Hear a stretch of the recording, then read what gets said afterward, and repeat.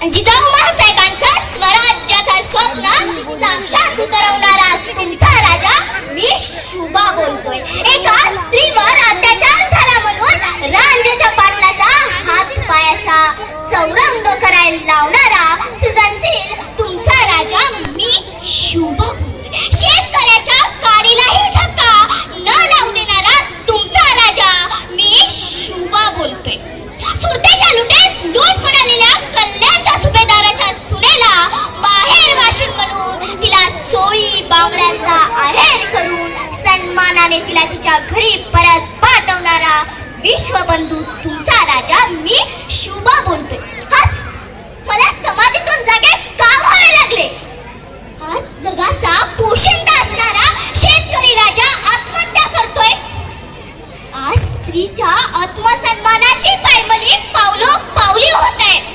आज तुम्हाला माझ्या विचाराचा विसर पडलाय आणि पुन्हा माझे विचार तुमच्यामध्ये रुजवण्यासाठी आज मी आले. मावळ्यांनो, मी माझ्या आई वडिलांचा स्वराज्याचं स्वप्न पूर्ण केलं.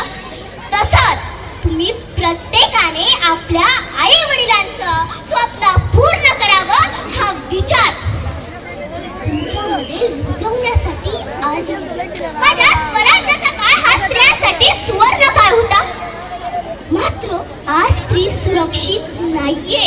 आज प्रत्येक मावळ्यांमध्ये स्त्रीला आई बहीण समजण्याचा दृष्टिकोन निर्माण करण्यासाठी आज मी आलोय. मी सर्व जाती धर्मातील लोकांना एकत्र घेऊन स्वराज्य निर्माण केलं. मात्र आज मताच्या राजकारणासाठी जाती जातीमध्ये तेढ निर्माण करण्याचं घोर पाप ज्या राजकारण्यांनी केले ना, त्या राजकारण्यांना भानावर आणण्यासाठी आज मी आले.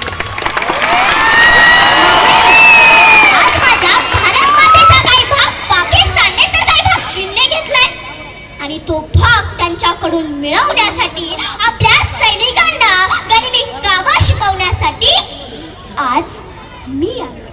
पालकांनो, लक्ष देऊ नये का? तुमची मुलं ही तुमची संपत्ती आहे. जर ती चांगली निपजली तर, जर ती वाईट निघाली तर ती तुमची विपत्ती म्हणजे संकट आहे.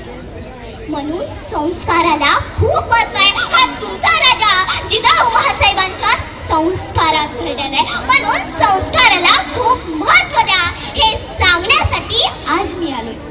मावळ्यांनो, तुम्ही माझी पुण्यतिथी जयंती साजरी करण्यासाठी जत्याने गोळा होता.